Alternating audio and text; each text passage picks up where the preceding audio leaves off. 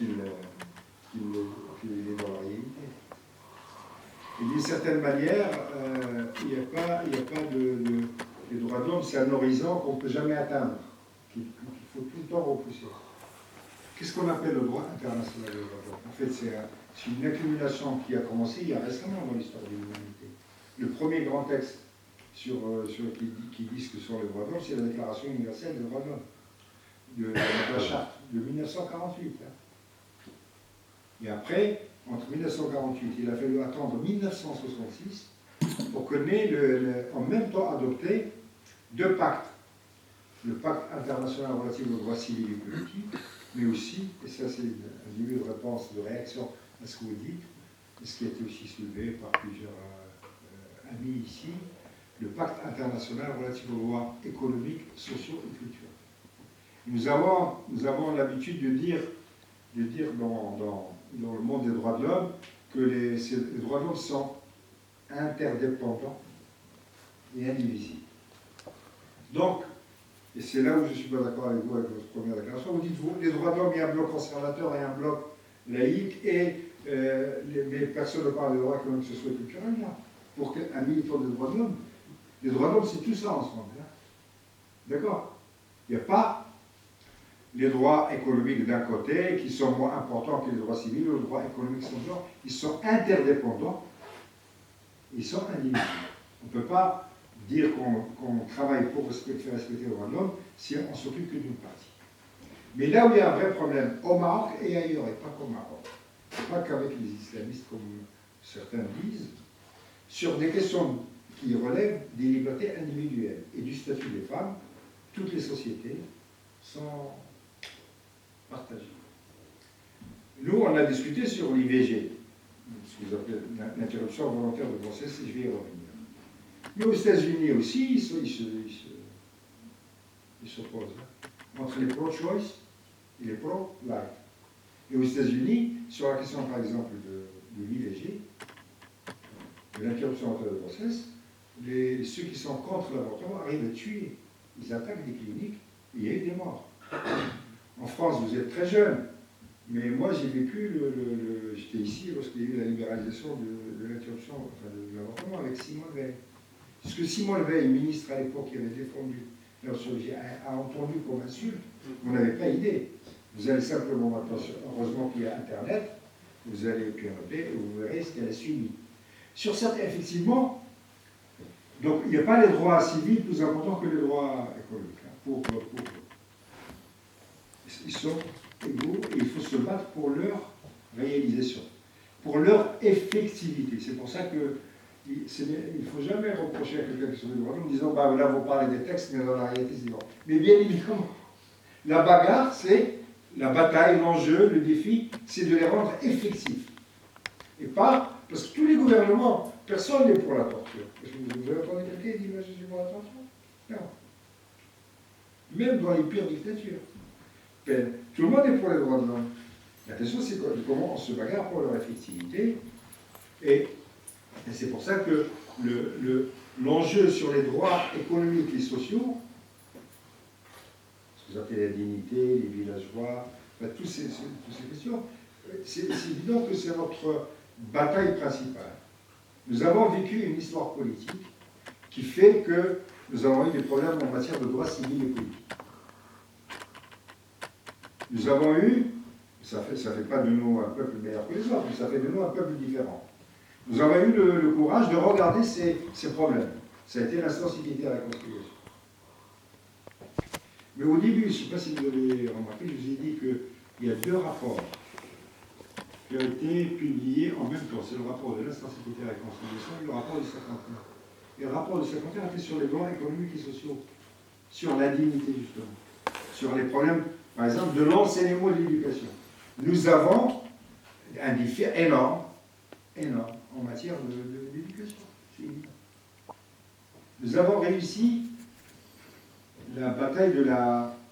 Mais là, je vous renvoie aux travaux, par exemple, c'est pour ça que c'est des questions complexes, il faut lire pour aussi les analyser dans la finesse.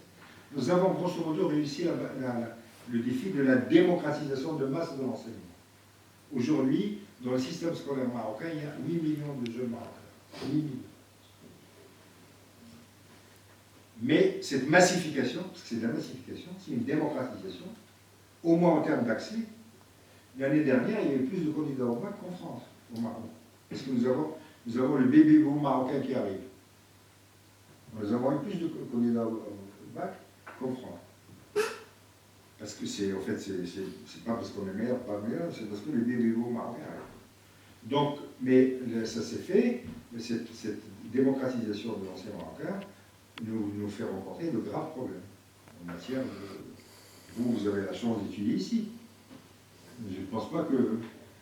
il y a beaucoup de juristes ici, si j'ai bien compris, de politistes, c'est ça hein? Politistes et juristes. Enfin, pas tous peut-être. Mais si vous voulez, l'année dernière à la faculté de FES, il y a 30 000, à la faculté de FES, il y a 8 000, il y a 30 000. Vous êtes de FES, dans le malaise, non? Non, j'étais du FRAN, mais ah oui. j'étais passé par FES. Il y a 30 000 étudiants en droit, et l'année dernière, il y a eu 8 000 inscrits. J'ai fait une conférence là-bas, lorsque vous avez un amphithéâtre où il y a 2000 personnes, c'est pas comme... Il n'y a plus de discussion possible. Les questions, les réponses, rien. Même le bruit qui vient. Les conditions dans lesquelles sont les étudiants marocains sont... sauf dans les filières, qui sont des filières sur concours, inscription, tout ça. Donc nous avons de vrais problèmes sur ce question. Et c'est pour ça que s'il fallait dire les deux enjeux des années à venir, c'est un, la jeunesse et l'éducation. La jeunesse, parce que nous avons, c'est la jeunesse marocaine qui arrive. Durant les 20 prochaines années, c'est la jeunesse marocaine. 2030-2035, nous aurons le même pourcentage de vieux qu'en Europe. Mais en attendant, il va falloir accueillir ces vagues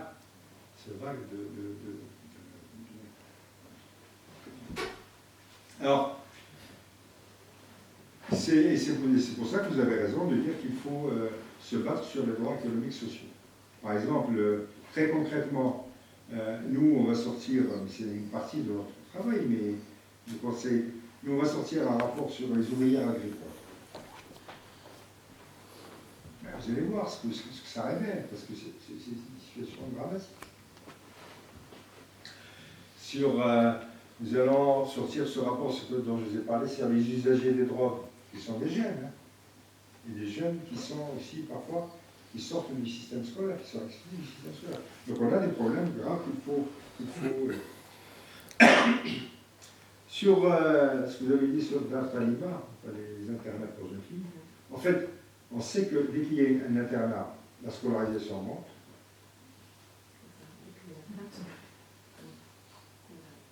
Parce qu'il y a des écoles primaires dans tous les droits du Maroc, pratiquement, 99%. Avec maintenant l'eau et l'électricité à 98-97%. Ça aussi, c'est en 20 ans. Mais ça ne suffit pas, d'évidence. Il y a encore des lois, mais vous avez raison, des lois isolées, bien sûr. Il n'y a pas d'eau, il n'y a rien. Mais on est à un taux d'accès à l'eau aujourd'hui de 97%, ce n'est pas de la propagande, c'est des chiffres incontestables. Mais il y a évidemment des lois qui sont isolées, des gens qui meurent, la santé reproductive des femmes. C'est ça, je vous en prie. Il n'y a pas de problème, je vous en prie. Sur la question vous avez posé deux questions importantes sur l'héritage et l'IVG. Ce qu'il y a, moi j'ai dit tout à l'heure que moi je suis pour l'égalité.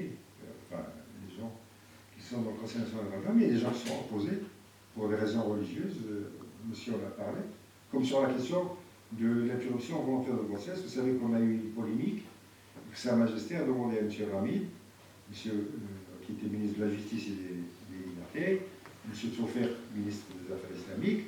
Donc il a demandé au Conseil supérieur de l'Ulama le point de vue sur l'IVG et au Conseil national de l'Europe d'organiser des consultations. Chacun en a remis à la France à la Majesté. Maintenant, ce débat sur l'IVG va rebondir au moment du code pénal. Ce qui est en jeu là-dedans, c'est comment on définit la santé de la femme. Est-ce qu'on définit la santé de la femme d'un strict point de vue physique, aussi psychologique. Et nous, on préconise que ce soit la conception de l'OMS, de l'Organisation mondiale de la santé, qui soit retenue, et les gens qui ne sont pas pour disent non, c'est viol, comme viol, ou de malformation congénitale. Donc le débat va rebondir au moment de la discussion du code pénal. Mais sur toutes ces questions, Par exemple, sur la question de l'héritage, il y a aujourd'hui 3 livres qui ont été, depuis Adlan, 3 livres collectifs faits par 3 femmes marocaines qui ne se connaissaient pas. Entre elles, chacune a pris l'initiative de demander à une cinquantaine de personnes d'écrire un article, y compris des théologiens. C'est le débat, c'est ça que j'appelle moi la démocratie. C'est-à-dire que moi je ne dis pas, moi je ne suis pas théologien. Le Conseil national des droits de l'homme, c'est le Conseil national des droits de l'homme. Il y a des Marocains qui pensent autrement, c'est évident. Ils ont des convictions, parfois des convictions très fortes. Il faut les respecter. Et il faut discuter. Par exemple, lorsque vous voyez des arguments qui sont contre l'IVG, l'interruption volontaire de grossesse, que vous prenez les arguments défendus par les fondamentalistes, les évangélistes américains. C'est exactement ce que disent certains de nos musulmans. Et donc, il faut aussi que le temps parfois fasse... il faut que le temps, c'est le temps comme disait Mitterrand, mais aussi que les pratiques changent. Sur, par exemple, la peine de mort. On va sortir un rapport. On est allé voir les 97 Marocains et Marocaines condamnés à... Vous savez qu'on n'exécute plus depuis 1993. Mais ils ont fait ce qu'on appelle un moratoire de fait, pas un moratoire légal. Qu'est-ce qui sort de ce rapport? C'est tous des gens extrêmement pauvres. Donc c'est les couches populaires, les plus populaires qui se retrouvent dans le couloir de la mort.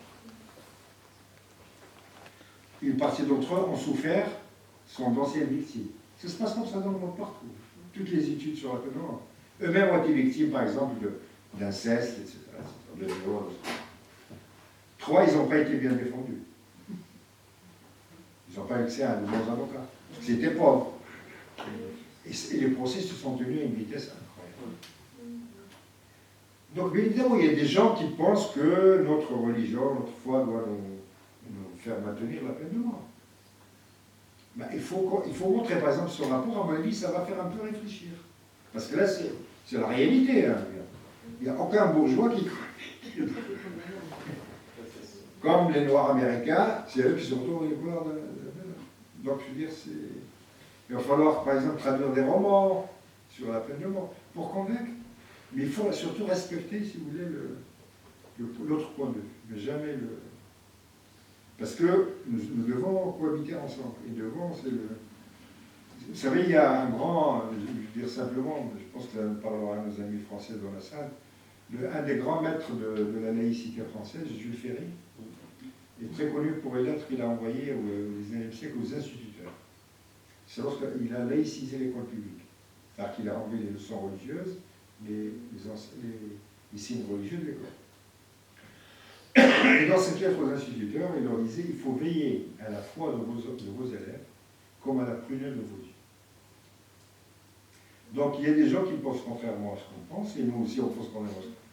Il faut qu'on arrive à nous respecter, et c'est ça la démocratie au fond. Hein. C'est discuter pacifiquement sur des points de vue contraires, et parfois très opposés. Voilà ce que je voulais vous dire. C'est pas que mal, merci. Hein.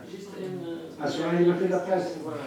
Non, mais si vous voulez, moi je suis il y a des problèmes réels, et là vous verrez, il y a un rapport sur aussi, parce qu'on a systématiquement sorti des rapports. Moi, ces classements, comme les classements de RSS, je ne pense pas que ça donne une description fine de la réalité. Classé comme ça, si vous voulez. Ça, c'est très